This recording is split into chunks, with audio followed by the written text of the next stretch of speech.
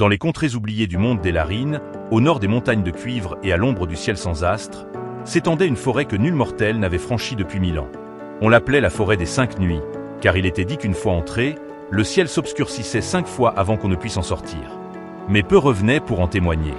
Les bardes, les sorciers errants, les rois déchus et les mendiants aveugles racontaient qu'au cœur de cette forêt, un ancien pacte liait les arbres, les esprits et un secret plus vieux que le temps.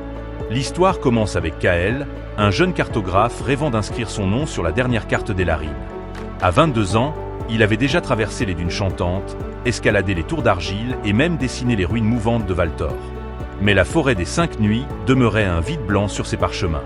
Un matin d'automne, Kael reçut une lettre. Le sceau était fait d'écorce vivante et les lettres s'animaient sous ses yeux. « Si tu cherches ce que le monde a oublié, viens lorsque la lune sera noire. Entre seul et écoute. » Contre toute raison, il partit. Dès qu'il franchit le seuil boisé, le monde changea. Le silence s'épaissit comme une mer invisible. Les arbres semblaient vivants, leurs troncs noueux palpitants comme des cœurs. Il n'y avait ni lune, ni étoile. Pourtant, Kael voyait.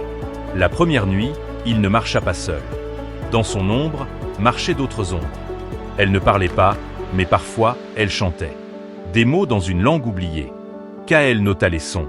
Ce n'était pas pour une carte, mais pour comprendre. Kael fut réveillé par une lumière dorée. Une clairière luisait au loin. Là, un banquet l'attendait, dressé sur une table faite de racines tressées. Des êtres sans visage, faits de brume et de souvenirs, l'invitaient à manger. S'il mangeait, disait-on, il pourrait comprendre leur langue. S'il refusait, il serait aveugle au secret de la forêt. Kael prit une bouchée. Les souvenirs des autres l'envahirent. La chute d'un empire, l'amour d'un roi pour un arbre chantant, la trahison d'un dieu végétal. Il vomit et pleura. Mais il comprit. Il trouva l'arbre roi, immense, au tronc creusé comme une cathédrale. En son cœur battait un cœur d'homme. Un cœur toujours vivant. L'arbre lui parla.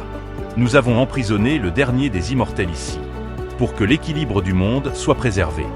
Mais il se réveille. Et toi, Kael, tu portes en toi l'empreinte d'un héritier. Kael comprit alors que sa venue n'était pas un hasard. Il avait été appelé.